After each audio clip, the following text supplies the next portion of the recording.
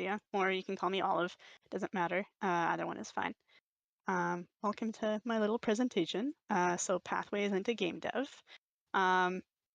It's kind of for new attendees in mind, for those like kind of just dipping their toes into the water for game dev. Just because that was a path I recently went down and kind of found my way with, so I figured I might as well share kind of some knowledge that I've gathered on the path that you can take to start getting into game dev. I'll also do like a little brief my background. Like Dan said earlier, I excuse me, I graduated from Red River College in 2021. I took digital media design while I was there, but I'm gonna go into that later. So yeah, I've always been into games. So this is kind of video game development or bust for me. So I'll kind of share how to get into game dev. So you want to make games, right? So getting into game dev can be confusing. There's a ton of aspects about it floating around for you to explore. I've already kind of been through that journey, so I'll share some good ways to get started. First off, don't worry. It's not as confusing as it seems.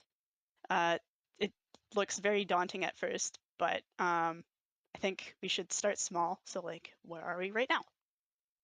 You're already off to a great start. You're at a game jam. So good for you. Give yourself a pat on the back. You're already off to a perfect start on getting into game dev, obviously. So if this is your first time at a jam, or maybe you've been to one before and was a little bit shy, then give yourself a pat on the back. You're here, you're new, you're branching out. That is awesome. That's perfect. So since you're at a jam right now, you're basically just being surrounded with a ton of knowledge. It's insane. There's a lot of knowledge just kind of floating around by you on this Discord server. So it's a slow jam, so it lasts a month. So it's very low key, low pressure, and you get to do this either with a group or by yourself. So these 2 points don't seem like a ton of information, but let me explain. So first of all, you're at a no pressure local event with plenty of like-minded people.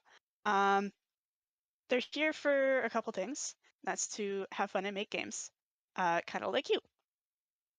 So everyone has their own collection of game dev knowledge in their brains that, they could be willing to share. If you're making a game either by yourself or with a group of people, so a massive, massive opportunity for you to learn a ton of new things. If you're working in a group, then that means you have a small collection of people around you that you get to ask all of your game dev questions to. So generally, you're working on a team. There's going to be people on that team that have different areas of knowledge on game dev. So you can ask away all your questions, and people on your team will be able to answer accordingly, depending on whether they do programming or the art or music or story writing or anything like that. If there's someone in your group that knows a decent amount about something you're interested in, then do it. Ask. They're right there. If they don't know, then they'll likely point you in the direction of someone who does. So everyone at a game jam knows somebody who's friends with some dude who knows somebody else. So you have to take advantage of that. If you're on your own, that's okay too. I came to my first game jam alone and used it as a time to focus on teaching myself Unity and other simple game mechanics. I used it as a time to figure out what aspects of game development I personally wanted to pursue for a career, and I settled on 3D art. So if you're doing this jam solo, then you can try and use it as a time to figure out what part of game development you're into. So obviously, we've well established that you are in a game jam, and a game jam is a great opportunity for you to get to know the community and start learning things. But what else is there? So just play, have fun, explore the depth of, the World Wide Web and see what you can find out there. So I was interested in 3D modeling, so I started out with Tinkercad. which is it's basically online 3D modeling software that is designed for kiddos. So I have been into 3D modeling since middle school, and that's this website is kind of where I got my start with it. Um, and I basically YouTubed my way to Blender. I downloaded Blender, started playing around with that, and I was like, damn, that's kind of cool. This kind of slaps. So I figured I'd continue doing 3D art, and then I went, wait, I could probably make a career out of this. So between YouTube and other things like ArtStation Learn and places like Udemy, there's a lot of different ways for you to be able to explore your passions on your own time. So if you're passionate about something, use the motivation and curiosity that comes with it to fuel your exploration. So yeah, once again, I recommend ArtStation Learning and Udemy, ArtStation Learning especially because everything on there just became free. So I've been hitting that up frequently. So you may think like, oh well, like teaching myself is but hear me out. It can get you far, like pretty far, especially with art and game dev. So there's infinite knowledge for pretty much every level out on the internet. And with the connections you'll make, like in the in-person and Discord community, there's going to be probably no question that you'll have that'll go unanswered. So, there's you and all your friends that you meet in the community, and you can ask them questions. You can, teach yourself online. If you have a question while you're teaching yourself online, you can ask your friends more questions. Like, it's amazing. It just feeds off each other. So, but what happens if you want like more information? Like, like you're like, okay, self teaching is cool. Having friends in the game dev community is pretty cool. But like, what if you want a university level of more information? You can do that, which is pretty cool. So that's the path I chose to take. I graduated high school and I was like, well, I've been teaching myself for a long time, and I think I have like the skills to get me into like a creative program. I didn't want to go out of province just because everything I know, everyone I know is here. So I chose Red River College. That's where I went. So, like I said in the beginning, graduated from DMD in 2021. So that program was kind of a mixed interactive digital media program. So there was 3D animation, web development, and videography. So I went straight into digital media design after I graduated high school. It took 2 years, but I left majoring in 3D computer graphics, and I got a pretty sick diploma that's up on my wall behind me with sticky tack. I'm too lazy to get a frame. So um, there's digital media design, although it's not 2 years anymore. I think it's 1 year, and you get a certificate. I don't think it's a diploma anymore.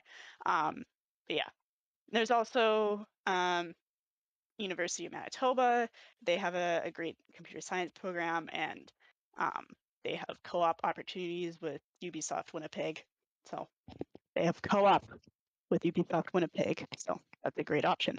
Oh, the other thing about Red River, they just came out with a great like game development program. So when I was in DMD, they were like, hey, guess what? DMD is being reduced to 1 year, and then we're getting a cool game dev program. But they did that while I was in my second year, and it was like 3 months before I graduated. I was just like, do I want to go and spend more money when I felt like I learned, all that I needed really?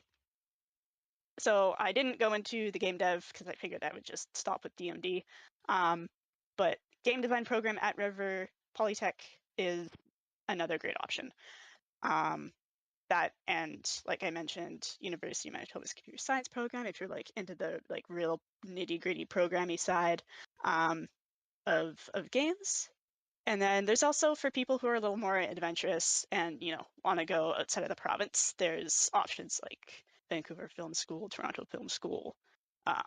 I know people who went to both of these. And then there's OCAD. Fun fact, I was about to apply to OCAD. And then I was like, wait, I kind of want to stay here because it's just logistically easier for me to stay here. So there's a lot of places if you want to do like post-secondary stuff. And like anything about it, it's like, post-secondary, you have to be, like, fresh out of high school for that, right? No, no, it's for everyone. Like, you know, I was with people I was how old was I? I was, like, 17 when I went into DMD, and I was in class with people who were, like, 27, 28. So it's for everyone. Um, yeah, so there's a lot of options out there. So I just kinda where's my recap slide? There was a recap slide here. I don't know where it went.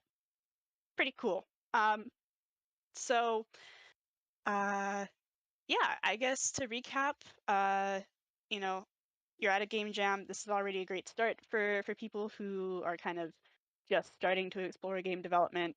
Um, Once again, that's pretty much the path I took. Found out about a game jam through like I think it was the New Media Manitoba newsletter. Um, and then I was like, you know what, that sounds pretty cool. I think I'm gonna go. So I went, and now here I am. And I have a ton of friends that make games. Like I really do cherish this community. It's very near and dear to me. So um, there's that, and then teaching yourself things. That is like another A+ way to get yourself into game dev is just if you're curious about something, use the motivation that you get from it, and kind of play. Just play, be creative, and make what you want on your own time while you teach yourself what you want to know. And then, if you want to go into further learning, there's post-secondary options. So yeah, I guess that's that. A quick and easy little presentation. Um, I hope people got, a little bit of like, I don't know, motivation or something out of it. I hope y'all got something out of it. Just kind of reassurance maybe that, it's possible because here we all are.